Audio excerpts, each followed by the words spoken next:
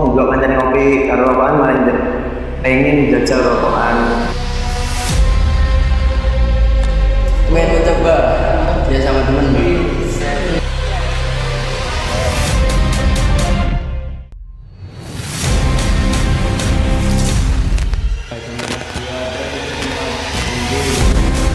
Lanjut lagi kelas 1 SMK. Itu tidak fokus dalam belajar, sering ngantuk, dan sebagainya. Itu salah satunya karena anak itu berhasil karena rokok itu memang secara langsung itu tidak berdampak langsung. Malah ngomong juga kancane ngopi karo rokokan malah pengen jajal rokokan.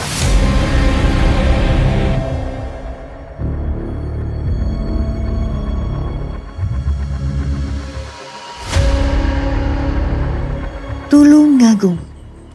Di balik keindahan dan kekayaan budaya, kabupaten ini menghadapi ancaman sunyi yang mengintai generasi muda. Lebih dari seperempat remaja usia 12 hingga 18 tahun telah menjadi perokok aktif. Angka 26,33% bukan sekedar statistik. Itu adalah wajah-wajah anak yang seharusnya bermain, belajar, bermimpi, bukan terjerat candu nikotin di usia yang begitu dini.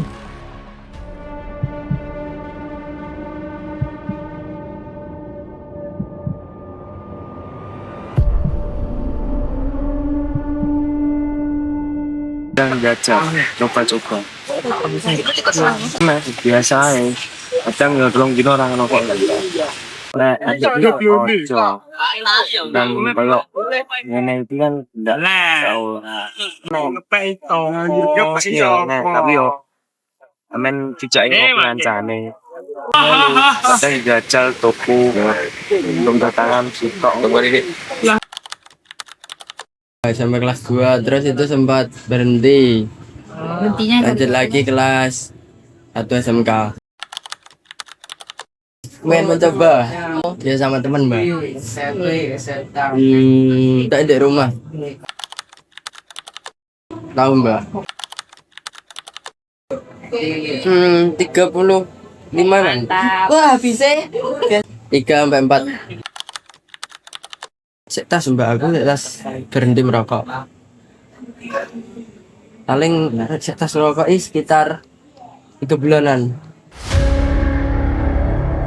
Sebatang rokok di tangan mereka anggap sebagai kedewasaan. Asap yang mereka hembuskan seolah menjadi simbol kebebasan yang mereka cari. Tapi apa yang mereka anggap kedewasaan sejatinya adalah jebakan. Mereka tidak menyadari bahwa setiap isapan itu bukan membuat mereka lebih tua, melainkan mencuri tahun-tahun terbaik dalam hidup mereka.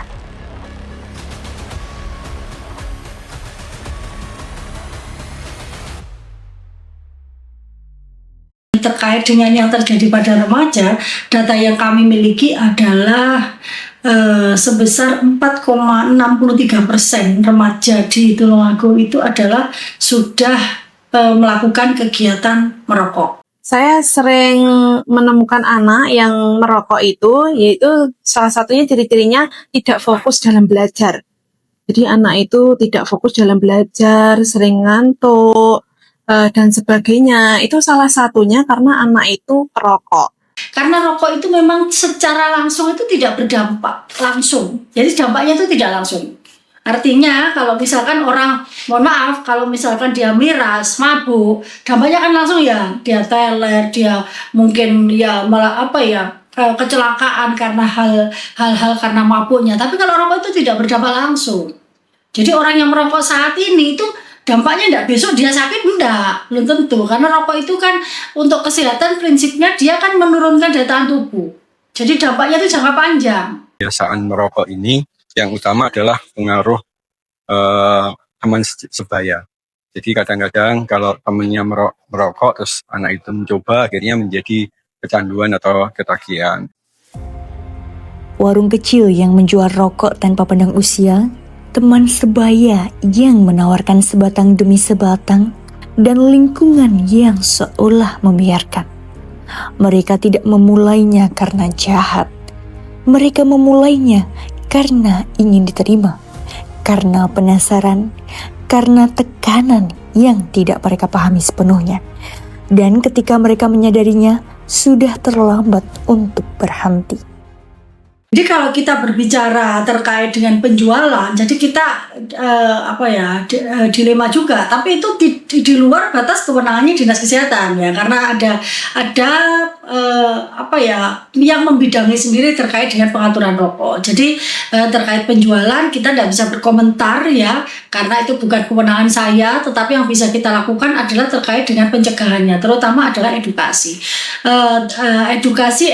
dan bahayanya. Melalui usaha kesehatan sekolah atau UKS, sehingga di sini ada edukasi berkaitan dengan kesehatan bagi anak, terutama anak-anak laki-laki yang merokok ataupun anak perempuan, bahwa ini juga berimbas pada kesehatan mereka, kesehatan reproduksi mereka, kesehatan fisik mereka yang ke depan ini menjadi aset utama, bahwa bahkan nikmat Allah yang tertinggi itu adalah sehat. Kami kasih bimbingan bahwa merokok itu tidak baik untuk kesehatan. Jadi lebih baik ditinggalkan seperti itu. Tapi beberapa anak ini tetap mengeyel ya Mbak ya, bahasanya. Tetap mengeyel. Kalau nggak merokok nggak cowok Bu, kalau nggak merokok nggak maco Bu, ininya kayak gitu. Jadi dari pihak kami itu tetap memberikan informasi bahwa merokok itu tidak baik untuk kesehatan, lebih baik ditinggalkan atau jangan dicoba sama sekali. Jadi kami dengan pendekatan khusus memberi intinya informasi bahwa merokok itu tidak baik untuk kesehatan dan sebagainya dengan pendekatan khusus. Jadi orang tua, guru itu adalah role model. Apa yang harus dilakukan orang tua dan guru ya jangan merokok dulu. Jangan merokok. Itu yang pertama. Kan mencontoh kita, ya kan? Bagaimana kalau orang tua dan guru ngomongi atau menyampaikan anak-anak kamu jangan merokok, tapi dia setelah menyampaikan yang jombong ngerokok. Nah itu bagaimana caranya itu. Jadi introspeksi diri dulu orang tua dan guru. Apakah sudah benar-benar tidak merokok? Setelah itu baru bisa intervensi ke anaknya, edukasinya bisa lebih kena karena ini adalah role model. Ironi yang menyakitkan. 63% remaja di Tulungagung tahu bahwa rokok itu berbahaya. 56,7% bahkan menganggapnya sebagai hal yang buruk. Tapi pengetahuan tidaklah cukup, kesadaran tidaklah cukup, karena di lapangan mereka tetaplah merokok. Pesan saya untuk remaja-remaja yang di luar sana sudah mengenal rokok, lebih baik tinggalkan mulai dari sekarang, karena bagaimanapun rokok itu tidak baik untuk kesehatan. Daripada sebelum terlambat, kalau bisa ditinggalkan mulai sekarang, dan kalau yang belum mencoba sama sekali, jangan pernah mencoba, gitu ya. Jadi rokok itu sangat berbahaya, lebih baik tinggalkan rokok.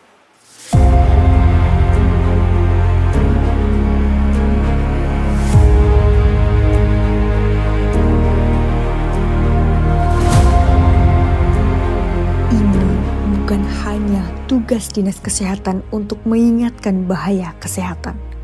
Bukan hanya tanggung jawab Dinas Pendidikan untuk mengawasi di sekolah. Bukan hanya kewajiban guru untuk membina siswa yang ketahuan merokok. Dan bukan hanya peran orang tua untuk melarang anak di rumah. Ini adalah tanggung jawab kita bersama. Sebagai masyarakat, sebagai komunitas, dan sebagai manusia yang peduli akan generasi penerus. Karena setiap anak yang terselamatkan dari rokok adalah investasi untuk masa depan yang lebih baik.